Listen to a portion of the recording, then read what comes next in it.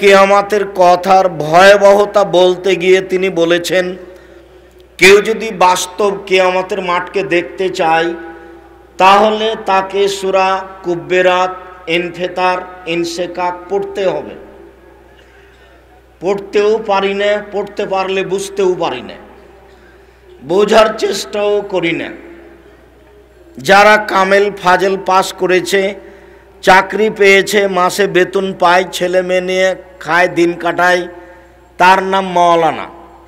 যারা হুজুর বক্তৃতায় দেয়, এই জেলা থেকে ওই জেলা যায়, রাস্তাঘাটে খায়, টাকা পয়সা পায়, আহাল পরিবার নিয়ে সংসার চলছে, তার নাম হুজুর। তিনি কোরআন মাজিদ পড়বেন, বুঝবেন, এরকম পরিবেশ তার কাছে নাই। জেনারেল শিক্ষিত মানুষ এক সময়ে সলাত আদায় করেনি, নামাজ পড়েনি, রোজা করেনি, চাকরি পেয়েছে, বড় চাকরি করে, এক পর্যায়ে বুঝেছে ইবাদত করা লাগবে, তাই নামাজ রোজা শুরু করেছে। এখন না কোরআন মাজিদ পড়ার চেষ্টা করে, না পড়তে পারে, না বুঝতে পারে, কোনোটাই হয় না। আবার কোনো হুজুর বলেছেন তরজমা না বুঝতে পারলে পড়া গুনাহ হবে। আবার যিনি বলেছেন তিনিও বুঝেন না। যে বলেছে যে কোরআন মাজিদ না বুঝা পড়া যাবে না, তিনি কিন্তু বুঝেন না। মানে কোরআন মাজিদ আমি বুঝে পড়ছি এরকম সাহস বড় বড় বিদ্বান যারা মুফাসসির তারাও করতে পারেনি। উনি কিভাবে এই কথা বললেন?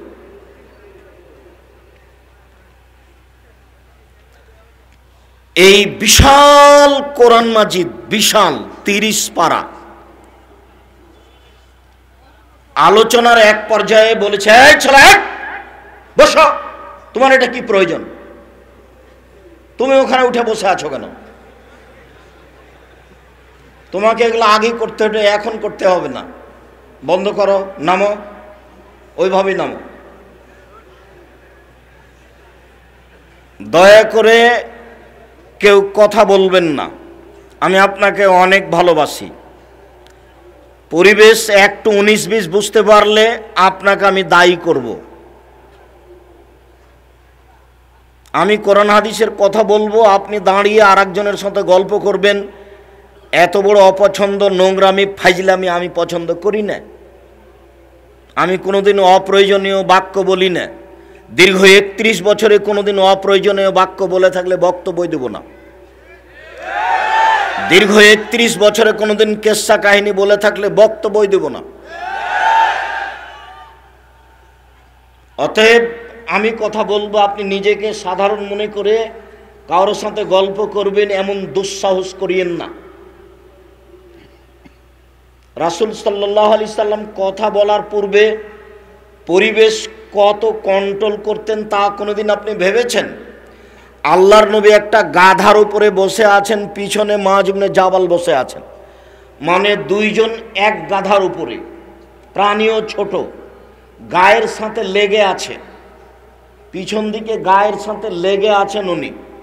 তো আল্লাহ নবী বলছেন মুআয, তো মুআয বলছেন লাব্বাইক ওয়া সাদাইক। জি আল্লাহর নবী প্রস্তুত, বলেন কি বলছেন। আল্লাহর নবী কিছু না বলে আবার বলছেন মুআয, তো মুআয বলছেন লাব্বাইক ওয়া সাদাইক। জি আল্লাহর নবী আমি প্রস্তুত, বলেন কি বলছেন। তো আল্লাহ রাসূল বলছেন মুআয, তো মুআয বলছেন লাব্বাইক ওয়া সাদাইক। আল্লাহ রাসূল প্রস্তুত, বলেন কি বলছেন। একজন সাহাবীকে এত কিছু বলা লাগবে একটা কথা বলার জন্য? আমার চেয়ে আপনার চেয়ে কয়েক কোটি গুণ উপরে মর্যাদা তার। আর তারা নবীকে মানার জন্য এত প্রস্তুত, এত প্রস্তুত যে বলা লাগে না। বলা যে লাগে না তার প্রমাণ দেখবেন। আল্লাহর নবী জুতা পায়ে দিয়ে সালাত শুরু করেছেন, বুখারী মুসলিম। তো জিবরাইল এসে বললেন যে জুতা খুলেন, জুতাতে ময়লা আছে। তো আল্লাহর নবী জুতা খুলে দিয়েছেন। এখন সালাম ফিরার পরে সাহাবীগণকে দেখছেন যে তারাও খুলে দিয়েছে। তো আল্লাহ নবী বলছেন যে তোমরা জুতা খুলেছো কেন? তো সাহাবীগণ বলছেন আপনাকে দেখলাম সেই জন্য। আরে জিবরাইল আমাকে বললেন যে জুতা খুলে দেন, আপনার জুতায় ময়লা আছে, সেই জন্য আমি জুতা খুলে দিয়েছি, তো তোমরা খুললে কেন? বলে আপনাকে দেখলাম এই জন্য। বুঝাতে পারিনি হাদিস বুখারী মুসলিম মানে মেনে চলা। কথা বুঝাতে পারিনি মনে হয়। মেনে চলা, সাহাবীগণ নবীকে মেনে চলেন, তার বাস্তব একটা উদাহরণ দেখালাম, হাদিস বুখারী মুসলিম। এমন মেনে চলা লোককে তিনবার বলা লাগবে? প্রশ্নই আসে না? একবার বললেই যথেষ্ট। তারপরে আল্লাহর নবী জায়গা বিশেষে এমন বলেছেন, যেমন 23 বছর জীবনে কোনো একদিন কোনো এক ওয়াক্ত সালাত সাহাবীর দিকে মুখ না করে কাতার সোজা করুন, প্রাচীরের মতো হয়ে দাঁড়ান, ফাঁকা বন্ধ করুন।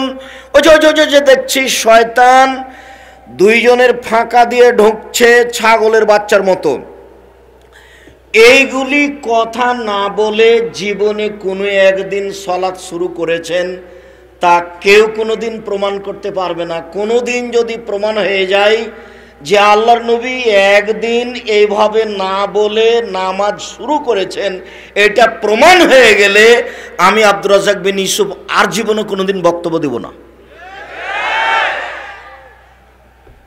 এই বাক্যটা কি নিয়ে যেতে পারবেন? কি বললাম আমি?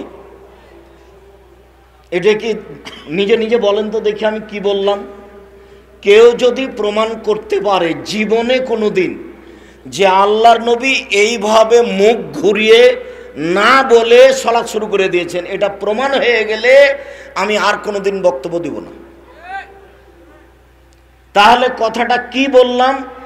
যে প্রত্যেক নামাজের সময়, সালাতের সময় সাহাবীগণের মুখামুখি হয়ে কাতার সোজা করুন, প্রাচীরের মতো হয়ে ফাঁকা বন্ধ করে দাঁড়ান, এই কথা বলার পরে সালাত শুরু করতেন না। বুঝাতে পারলাম না মনে হয়। আপনি যান কুমিল্লা শহরে, যেখানে সেখানে যান, একামাত শুরু হয়েছে তখনও পাগড়ি পেঁচাচ্ছে, যেমন একামাতের শেষে তেমন আল্লাহু আকবার। জীবনে আপনি তাকে কোনোদিন দেখবেন না যে মুখামুখি হয়ে বলছেন যে কাতার সোজা করুন, ওর জীবনে কোনোদিন ঘটেনি। ওই দিকে মুখ করে আছে, কেবলার দিকে। আর আমি বললাম জীবনে কোনো একদিন যদি আল্লাহর নবী মুখামুখি না হয়ে এই কথা না বলে সালাত শুরু করে দিয়েছেন, একদিন যদি আপনার ইমামের মতো হ্যাঁ নামাজ শুরু করে দিয়েছেন, এটা প্রমাণ হয়ে যায়, আমি আব্দুর রাজ্জাক বিন ইউসুফ আর জিন্দেগিতে কোনোদিন বক্তব্য দিব না। সারা পৃথিবীবাসীর সাথে চ্যালেঞ্জ করলাম। 3 ফুট দূরে তো বহু দূরের কথা। সারা পৃথিবীর মানুষ যদি 3 ফুট দূরে দাঁড়ায়, তবুও তা জায়েজ হবে না, বৈধ হওয়ার কোনো পথ নেই। 3 ফুট দূরে দাঁড়ানো যদি বৈধ করতে হয়, মুহাম্মদ সাল্লাল্লাহু আলাইহি সাল্লামকে আবার পৃথিবীতে আসতে হবে, এসে বলতে হবে, পৃথিবীবাসী, আমি মুহাম্মদ সাল্লাল্লাহু আলাইহি সাল্লাম ঘোষণা দিলাম, এখন আপনারা 3 ফুট পর পর দাঁড়াতে পারেন। যেহেতু তিনি আর কোনোদিন আসবেন না, কিয়ামত পর্যন্ত এর বৈধতাও কোনোদিন হবে না। কাবা ঘরে যদি আজ থেকে আর কিয়ামত পর্যন্ত কোনোদিন পাশাপাশি না দাঁড়াই, তবুও বৈধ হবে না। বৈধ করতে হলে আবার কাকে আসতে হবে? মুহাম্মদ সাল্লাল্লাহু আলাইহি সাল্লামকে আসতে হবে। এর নাম ইবাদত। ইবাদতের নাম তৌকিফি, জুঁকে তু, যা আছে তাই। এর পরিবর্তন ঘটানোর ক্ষমতা মানুষের হাতে নেই। বুঝাতে পারলাম না? এর পরিবর্তন ঘটানোর ক্ষমতা মানুষের হাতে নেই, পৃথিবীর কোনো মানুষের হাতে নেই। ওনাকে আবার আসতে হবে, তাহলে বলতে হবে। যেহেতু আসবেন না, আর পরিবর্তনও হবে না, এর নাম ইবাদত। ইবাদত মানে তৌকিফি, মানে যা আছে তাই, জুঁকে তু, যা আছে তাই। আল্লাহ জাহান্নামের পরিচয়ে বলেন, فَأَمَّا مَنْ خَفَّتْ مَوَازِينُهُ فَأُمُّهُ هَاوِيَةٌ। পৃথিবীর মানুষ, মনে রেখো, কিয়ামতের মাঠে যার নেকির পাল্লা হালকা হবে, তার থাকার জায়গা হবে অতীব গভীর গহ্বর হাবিয়ে। অমাদ্রাকা মাহে মোহাম্মদ সাল্লাল্লাহু আলাইহি সাল্লাম, আপনি কি বলতে পারেন হাবিয়া নামক জাহান্নামটি কি? জাহান্নামের পরিচয় চলছে। আপনার কি জানা আছে হাবিয়া নামক জাহান্নামের পরিচয়? আমি বলি নারুন হামিয়া, তা হচ্ছে জ্বলন্ত উত্তপ্ত আগুন। জাহান্নামের পরিচয় পেয়ে গেলেন কোরআন মাজিদ হতে। জাহান্নাম বলতে জ্বলন্ত উত্তপ্ত আগুন। মহান আল্লাহ বলেন ফিল হোতামা, কখনো নহে, অবশ্যই অবশ্যই তাকে চূর্ণ বিচূর্ণকারী হোতামা নামক জাহান্নামে নিক্ষেপ করা হবে। অমাদ্রাকা মাল হোতামা, মোহাম্মদ সাল্লাল্লাহু আলাইহি সাল্লাম আপনি বলতে পারেন কি হোতামা নামক জাহান্নামটি কি? তার পরিচয় কি আপনার জানা আছে? আমি বলি নারুল্লাহিল মৌকাদা, তা হচ্ছে জ্বলন্ত উত্তপ্ত আগুন। একই উত্তর। সাউসলিহে সাকার, অচিরে আমি তাকে সাকার নামক জাহান্নামে নিক্ষেপ করব। অমাদ্রাকা মা সাকার, মোহাম্মদ সাল্লাল্লাহু আলাইহি ওয়াসাল্লাম আপনি কি বলতে পারেন সাকার নামক জাহান্নামটি কি? আপনার কি সাকার নামক জাহান্নামের পরিচয় জানা আছে? আমি বলি লা তুবকি ওয়ালা তাদার, সাকার এমন একটি জাহান্নাম যা মানুষকে ছাড়বেও না, যা মানুষকে মারবেও না। এই কথাটাই আল্লাহ আর এক জায়গাতে বলেছেন লা ইয়ামুতু ফিহা ওয়ালা ইয়াহইয়া, জাহান্নামে মানুষ মরবেও না, জাহান্নামে মানুষ বাঁচবেও না। এটা কি হলো তাহলে? তার নাম জাহান্নাম। কোনোদিন 2-1 মিনিট ভেবে দেখেছেন? কান্নাকাটি করা দরকার, সময় বের করা দরকার। আত্মীয় স্বজন চলে গেছে, আমিও সিরিয়ালে এসেছি, এত আপনাকে বেয়াড়া হয়ে চলার কি প্রয়োজন? একটা দিনই বৈঠকে এসে বাহিরে দাঁড়িয়ে গল্প করার কি প্রয়োজন? একটু ধৈর্য হয় না কেন? কেন এরর সাথে গল্প করেন? কেন দোকানে আড্ডা পিটেন? সারা রাত কি বক্তব্য চলবে? আমি চলে যাওয়ার পরে আবার যদি 10টা কথা শোনার চেষ্টা করেন তাহলে তা সহজ নয়। আবার একটা দিন বের করা সহজ নয়। একটা দিন কিছু সময়কে মূল্যায়ন করতে আপনার এত ভারী লাগলো কেন? কেন আপনি এসে চলে গেলেন? আপনার মা চাচি এসে কেন চলে গেল? আমি তো এসেছি এই কথা জানেন, আপনাকে আপনি কি বুঝাতে চাইলেন আমাকে? কেন আপনি চলে যাবেন? কি পেয়েছেন? আপনি কি মনে করেন? আপনি জানেনই বা কি আর বুঝেনি বা কি? কোনটার বিষয়ে কিসের ভিত্তিতে আপনি চলে গেলেন?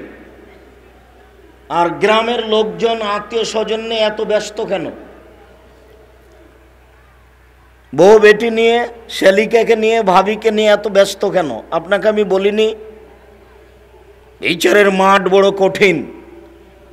যেদিন আল্লাহর সাথে কথোপকথন হবে, দোভাষী থাকবে না, ফায়ানজুরু আইমান মিনহু, তখন সে তার ডান দিকে লক্ষ্য করবে, ফায়ারা মা কাদ্দামা মিন আমালিহি, পুরো জীবনের কর্ম সব ডান দিকে দেখতে পাবে, টপ টপ টপ টপ করে সব চলে আসছে, সব দেখতে পাবে পুরো জীবনের কর্ম। আবার যখন বাম দিকে লক্ষ্য করব, ফায়ারা মা কাদ্দামা মিন আমালিহি, পুরো জীবনে একবারে দেখতে পাবে বাম দিকে, যা দেখবে ডান দিকে তা দেখবে বাম দিকে, একই দৃশ্য পুরো জীবন। ছাত্র জীবনে, শিক্ষা জীবনে, বন্ধু বান্ধব নিয়ে, বান্ধবী নিয়ে, মোবাইল নিয়ে যত কিছু দৃশ্য ঘটেছে করেছেন সব দেখতে পাবেন দুই দিকে। আপনি সাধারণ মনে করছেন? সামনের দিকে তাকালে আপনি জাহান্নাম দেখতে পাবেন। হাদিস বুখারী মুসলিম। আল্লাহে আল্লাহর কসম, আল্লাহে আল্লাহর কসম, আল্লাহে আল্লাহর কসম, আমি আব্দুর রাজ্জাক বিন ইউসুফ এই হাদিসের অনুবাদ এবং সারমর্ম বলতে সরিষার সমপরিমাণ কমবেশ করিনি। আল্লাহর কসম, আল্লাহে আল্লাহর কসম, আল্লাহে আল্লাহর কসম, হাদিস বুখারী মুসলিম, যা আল্লাহর নবী বলেছেন আমি সেটুকু বলতে আপনার সামনে সরিষা সমপরিমাণ কমবেশ করিনি, তবে আমি মানুষ।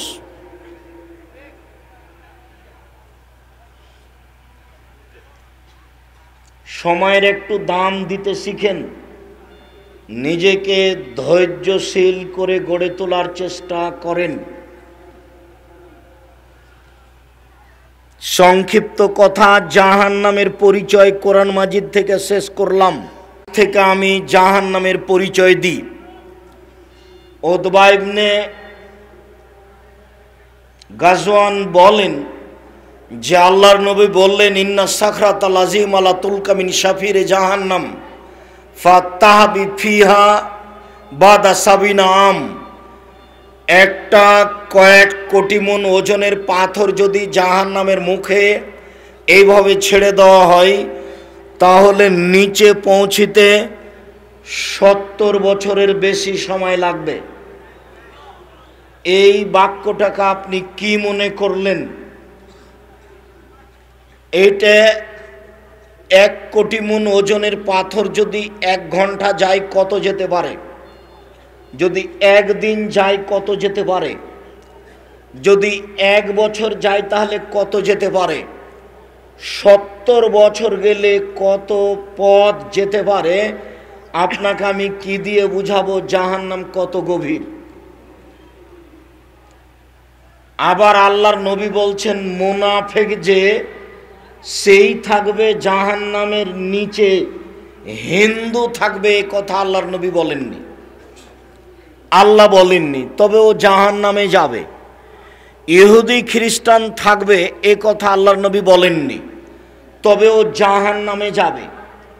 সবচেয়ে নিচে থাকবে জাহান্নামে ওই যে মুনাফিক, যে মিথ্যা কথা বলে, যে কথা লাগায়, যে আর একজনের পিছে ছুটাছুটি করে, যে গরম বকরির মতো, গরম বকরি মানে যে পাঁঠা খুঁজে, একই আল্লাহর নবী গরম বকরি বলছেন।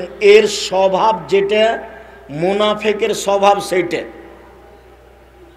আল্লাহর নবী বলছেন গরম বকরি একবার এই পালে যায় পাঁঠা খোঁজার জন্য, একবার এই পালে যায় পাঁঠা খোঁজার জন্য। হাদিস বুখারী মুসলিম, সরিষা সমমান ত্রুটি নেই। এই গরম বকরির চরিত্র যা, মুনাফিকের চরিত্র তাই। এই কথা আমি বলিনি, এ কথা আজকের নয়, আজ থেকে নিয়ে 1450 বছর পূর্বেকার বলা, মুহাম্মদ সাল্লাল্লাহু আলাইহি সাল্লামের মুখের বাক্য এটা। পৃথিবীর সবচেয়ে দামি মানুষ, পৃথিবীর সবচেয়ে সম্মানী মানুষ, যার জন্য জান্নাত ব্যস্ত, শুনুন, জাহান্নাম খুব ভয়াবহ জায়গা। জাহান্নামের পরিচয়ে সংক্ষিপ্ত একটু জাহান্নামীর কথা বলি। আল্লাহ নবী বলছেন, ওয়াইন্না গিলজা জিলদাহু ইসনানে ওয়া আরবাউনা জেরা। একজন জাহান্নামীর গায়ের চামড়া হবে 42 হাত মোটা। ইসনানে ওয়া আরবাউনা জেরা, 42 হাত মোটা চামড়া। ওয়াইন্না জিরসাহু মিসলা উহুদিন, তার দাঁত হবে উহুদ পাহাড়ের মতো। উহুদ পাহাড় 4 কিলোমিটার প্রশস্ত, 8 কিলোমিটার লম্বা। নিচে কত কিলোমিটার আছে তা মানুষ জানে না।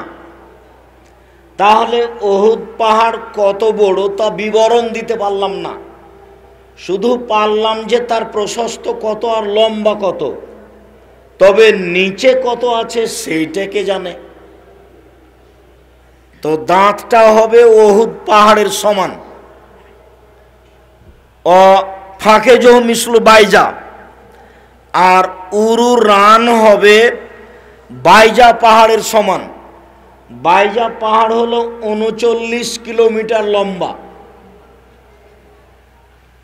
ওয়াইন্না মাজলিসুহু মিন জাহান্নাম বাইনা মক্কা ওয়াল মদিনা, একজন জাহান্নামীর বসার জায়গা 450 কিলোমিটার, মক্কা থেকে মদিনা। একজন জাহান্নামীর বসার জায়গা যদি 450 কিলোমিটার হয়, আর প্রতি হাজারে যদি 999 জন মানুষ জাহান্নামে যায়, তাহলে পৃথিবীর শুরু থেকে নিয়ে শেষ পর্যন্ত যত মানুষ এসেছে, যত মানুষ আছে, যত মানুষ আসবে, সবার যদি 1999 জন লোক জাহান্নামে যায়, আর একজনের বসার যদি জায়গা 450 কিলোমিটার হয়, তাহলে জাহান্নাম কত বড়। আল্লাহর নবী বলছেন, মানুষ, জিন, ফেরেশতা সব কিছু যদি একসাথে জাহান্নামের দরজা দিয়ে ঢোকে, তো দরজায় ঢুকতে সমস্যা হবে না। বিচারের মাঠে জাহান্নাম থাকবে, জান্নাত থাকবে, আল্লাহ থাকবেন, ফেরেশতা থাকবেন, মানুষ থাকবে, জিন থাকবে, পশু প্রাণী থাকবে, সব কিছু থাকবে। কিয়ামতের মাঠ কত বড়।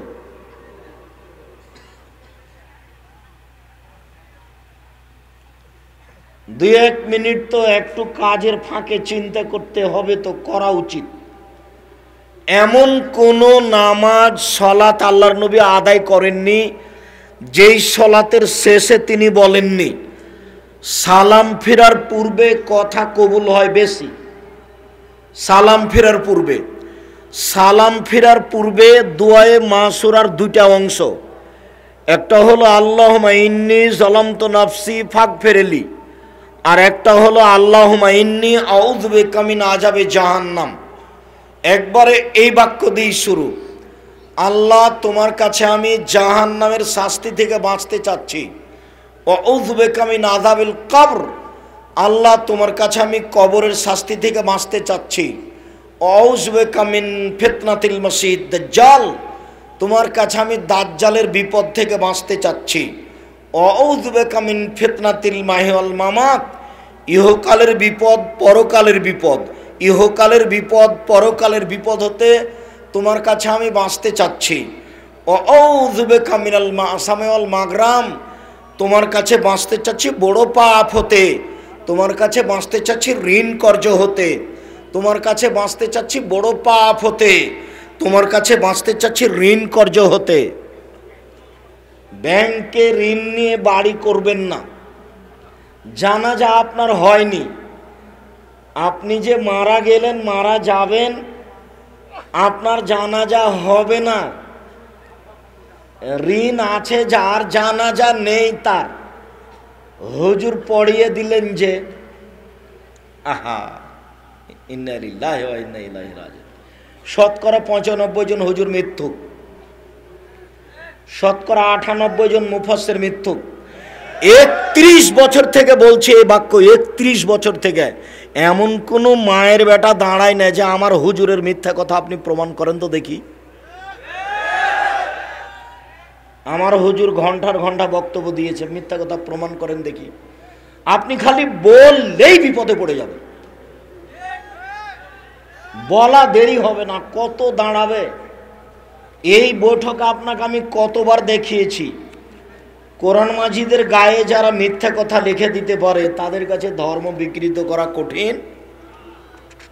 কোরআন মাজিদের গায়ে যারা মিথ্যা কথা লিখে দিতে পারে, দোয়া ও খাতমিল কোরআন 31 বছর থেকে বলছে, দোয়া নবীর বলা এটা প্রমাণ হয়ে গেলে আমার জীবনে আমি কোনোদিন বক্তব্য আর দেব না। এক দুদিন থেকে বলিনি, 31 বছর থেকে বলছি। এই পৃষ্ঠাটা একটা ছোট্ট করে দেওয়া আছে, দোয়া ও খাতমিল কোরআন। যে লিখেছে সেও জানে না, যে সহযোগিতা করেছে সেও জানে না, যে সম্পাদনা করেছে সেও জানে না। এটা হলো সাদ্দাদের বাড়ির মতো, সাদ্দাদের জান্নাত। মানে সাদ্দাদের জান্নাত এটা কল্পনা, পরিকল্পনা। ঘুমের ঘরে ও আকাশে লন্ডনে চলে গেছে, লন্ডন থেকে ঘুরে এসে ঘুম ভেঙে গেছে। এটা হলো সাদ্দাদের কাহিনী।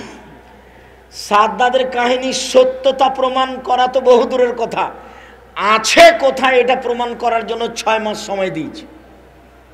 মানে আছে কোথায়, ঘটনাটা আছে কোথায় এটা প্রমাণ করার জন্য কতদিন সময় দিয়েছি? 6 মাস। কেউ বলে না যে এখানে আছে, সত্যটা মিথ্যাটা পরে, এইভাবেই চলছে। শুনুন সম্মানিত দিনী ভাই বোন, জাহান্নামের পরিচয় সংক্ষিপ্তভাবে পেশ করলাম। জাহান্নামকে বিচার মাঠে টেনে হেঁচড়ে নিয়ে যাওয়া হবে। আল্লাহ বলছেন ওয়াজিয়া ইয়াউমা ইযিম বিজাহান্নাম, জাহান্নামকে টেনে হেঁচড়ে বিচার মাঠে নিয়ে যাওয়া হবে। তাহলে কোথাও রেডি আছে, প্রস্তুত আছে জাহান্নাম। মাটির নিচে থাক আর আকাশে থাক, যেখানেই থাক, মাটির নিচে আছে এ কথাই ঠিক।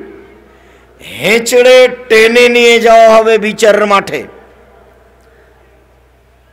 আনাস রাদিয়াল্লাহু তাআলা আনহু বলেন, রাসূল সাল্লাল্লাহু আলাইহি ওয়াসাল্লাম বলেছেন, ইজা ইয়াউমুল কিয়ামা বিজাহান্নাম, বিচারের মাঠে জাহান্নামকে টেনে নিয়ে যাওয়া হবে। আলাহা সাবুন আলফা জেমাম, জাহান্নামের গায়ে 70,000 লোহার রশি থাকবে। মা কুল্লে জেমামিন সাবুন আলফ, আর প্রত্যেক রশির সাথে 70,000 ফেরেশতা থাকবে। তাহলে রশি থাকবে 70,000, আর এক একটা রশিতে ফেরেশতা থাকবেন 70,000। তাহলে কত হাজার ফেরেশতা হলো? সম্মানিত দিনী ভাই বোন, ফেরেশতা টেনে নিয়ে যাবেন জাহান্নামকে বিচারের মাঠে। জাহান্নাম কথা বলতে পারে, অবাক, এটাই অবাক যে জাহান্নাম কথা বলতে পারে। এইদিকে এই ছেলে, তাহাজ্জাতিল জান্নাত ওয়ান নার, জাহান্নাম এবং জান্নাত বিচারের মাঠে আল্লাহর সাথে ঝগড়া লাগিয়ে দিবে। এই দেখেন জাহান্নামের ঝগড়া, জাহান্নাম বিচারের মাঠে তর্ক লাগিয়ে দিবে। জাহান্নাম কথা বলতে পারে, বলবে উসিরতু বিল মুতাকাব্বিরিন ওয়াল মুতাজাব্বিরিন, আমার ভিতরে স্বৈরাচারী, স্বেচ্ছাচারী, অহংকারী, বদমেজাজি কেন? এইটা হলো তার তর্কের কথা আল্লাহর সাথে। আল্লাহ, আমার ভিতরে স্বৈরাচারী, স্বেচ্ছাচারী, অহংকারী, বদমেজাজি কেন?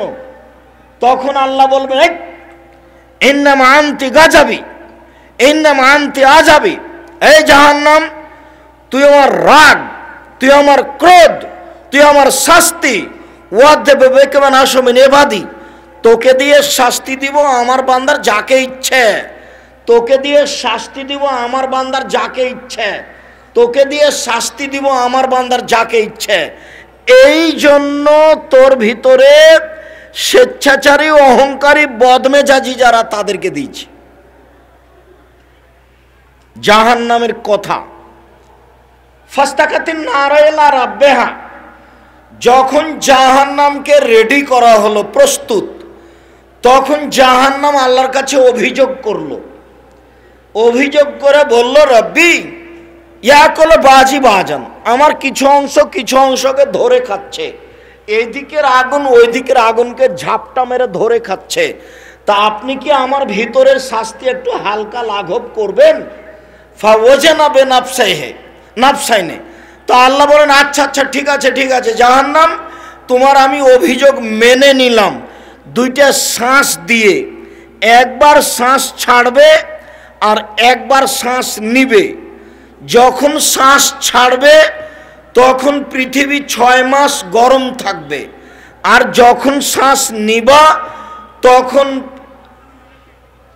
পৃথিবী 6 মাস ঠান্ডা থাকবে। জাহান্নাম কথা বলতে পারে। জাহান্নামের খড়ি হচ্ছে মানুষ ও পাথর। জাহান্নামে কোনো আগুন থাকবে না, মানে কোনো পাথর থাকবে না, কোনো কয়লা থাকবে না, এসব কাঠখড়ি থাকবে না। পাথর আর মানুষ হলো জাহান্নামের খড়ি। সম্মানিত দিনী ভাই বোন, জাহান্নামীদেরকে পিছন দিকে হাত বেঁধে জাহান্নামে নিয়ে যাওয়া হবে। কেন? অপমান করার জন্য। জাহান্নামের উল্লেখযোগ্য শাস্তি হচ্ছে আগুন। আগুনের পাহাড়ে উঠবে ও নামবে। মিনহুম মান তাখুযুন নার ইলা কাবাইহি, কারো কারো জাহান্নামের আগুন হবে টাকনু পর্যন্ত, কারো হাঁটু পর্যন্ত, কারো কোমর পর্যন্ত, কারো নাক পর্যন্ত। জাহান্নামের উল্লেখযোগ্য শাস্তি হচ্ছে জাক্কুম গাছ, কাঁটাযুক্ত গাছ।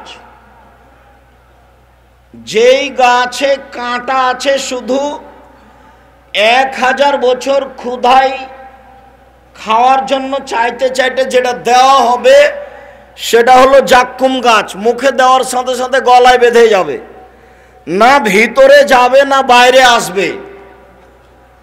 তার নাম হলো মরবেও না বাঁচবেও না। 1000 বছর পানি চাইবে। ফাসুকুমান হামিমা ফাকাতামাহুম, তারপর রক্তপুঁজ মিশ্রিত জ্বলন্ত উত্তপ্ত গরম পানি দেওয়া হবে। মুখের পাশে আনার সাথে সাথে নিচের ঠোঁটটা জড়িয়ে নিচে যাবে, উপরের ঠোঁট জড়িয়ে উপরে যাবে। মুখে পানি দেওয়ার সাথে সাথে শরীরে যা সব গোস্ত থাকবে, চামড়া সব ঝরে পড়ে যাবে, হাতে হাতে শুধু হাড় হাড্ডি থাকবে। এ কথা আমি বলিনি, এ কথা মুহাম্মদ সাল্লাল্লাহু আলাইহি সাল্লাম বলেন, এ কথা আল্লাহ বলেন। জ্বলন্ত উত্তপ্ত গরম পানি, সেটা আবার রক্তপুঁজ মিশ্রিত। জাহান্নামের উল্লেখযোগ্য শাস্তি হচ্ছে বিচ্ছু, সাপ, হাতুড় দিয়ে পিটানো। সম্মানিত দিনী ভাই বোন, জাহান্নাম থেকে বাঁচার জন্য কয়েকটি কথা থাকলো। এই ছেলে, একদিকে এক খেয়ালে চেয়ে থাকেন। জাহান্নাম থেকে বাঁচার জন্য কয়েকটি দোয়া। আর যে বই থেকে নকল করছি সেই বইয়ের নাম উপদেশ। জানি না বই পুস্তক কিনছেন কিনা, কিনেন কিনা। সব কাজ আমার ওপর চাপিয়ে দিয়েন না। মাসিকাল ইতেসাম পত্রিকা দীর্ঘ 5 বছর থেকে বের করছি। 1 মাসের পত্রিকা ফতোয়া বোর্ড ছাড়া আমি বের করিনি। 10 জন মুফতি আছে ফতোয়া বোর্ডে, 10 জন মুফতি, যারা এদেশের সবচেয়ে বড় বড় আলেম, যাদের বেতন 30,000 থেকে 35,000 পর্যন্ত, যাদের সম্মানের জন্য ভিন্ন বাবুর্চি আছে। ওই বাবুর্চি অন্য কোনো রান্না করে না, শুধু তাদের জন্য রান্না করে। তাদের নিয়ে আসার জন্য পার্সোনাল গাড়ি আছে, তাদের সম্মানের জন্য পার্সোনাল ড্রাইভার আছে। তারা হচ্ছে মাসিকাল ইতেসাম পত্রিকার মুফতি। 50টা করে প্রশ্নের উত্তর আছে। আমার বলার পরেও যদি আপনার বাড়িতে মাসিকাল ইতেসাম পত্রিকা না থাকে, তাহলে আপনি কতটুকু দুঃখিত, আমি খুব বেশি দুঃখিত। তার মানে আমি এক চুল শ্রম ব্যয় করতে কম করিনি। নিজে মুফতি দিয়ে, বেতন দিয়ে, টাকা দিয়ে। কাজেই মাসিকাল ইতেসাম পত্রিকা আপনার বাড়িতে থাকবে, এটা জরুরি। যত বই পুস্তক আছে সব নিয়ে যাবেন। 1 নম্বর দোয়া, আল্লাহুম্মা আউযু বিকা মিন আযাবি জাহান্নাম। 2 নম্বর দোয়া, রব্বানা আতিনা ফিদ দুনিয়া হাসানাতাও ওয়া ফিল আখিরাতি হাসানাতাও ওয়া কিনা আযাবান নার। 3 নম্বর দোয়া, আল্লাহুম্মা কিনি আযাবাকা ইয়াওমা তাবাসু ইবাদাক। 4 নম্বর দোয়া, মাঝে মধ্যে জানাজার দোয়াটা পড়বেন, তাতে জাহান্নাম থেকে বাঁচার কথা আছে। সম্মানিত দিনী ভাই বোন, আমরা রাত গভীর হয়েছে, সন্ধ্যা থেকে আলোচনা শুনছেন মর্মে। আলোচনা আমরা এখানে শেষ করছি। জাহান্নাম থেকে বাঁচার জন্য জোরালো প্রস্তুতি নেন। আর বিষয়ভিত্তিক বক্তব্য 13-14 জানুয়ারি, আগামী বৃহস্পতিবার শুক্রবার। সবাইকে আন্তরিকভাবে দাওয়াত দিলাম, সবাই আসবেন। আর বই পুস্তক কোথায় আছে আমি জানি না, বই পুস্তকগুলি সব স্টেজে আছে। এবছর আমার যেটা বই বের হয়েছে সেটা হলো পোশাক, আর আইনে রাসূল সাল্লাল্লাহু আলাইহি ওয়াসাল্লাম দোয়া অধ্যায় এবং সলাতের উপরে, নামাজের উপরে বই।